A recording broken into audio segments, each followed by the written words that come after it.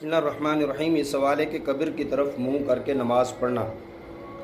حدیث میں آتا ہے، حضرت ابو مرثد رضی اللہ عنہ سے روایت ہے کہ اللہ کے رسول نے فرمایا لا تجلسوا علی القبور ولا تصلوا الیہا، کہ نہ تو قبروں کے اوپر بیٹھیں اور نہ ہی قبروں کی طرف منہ کر کے نماز پڑھیں۔ کہ اگر ایسی جگہ قبر ہے جہاں کوئی چیز حائل نہیں ہے اور نہ پردہ ہے نہ کوئی دیوار ہے، کوئی چیز نہیں ہے، تو پھر اس قبر کی طرف سجدے کی نیت کیے بغیر نماز پڑھنا مکروہ تحریمی ہے۔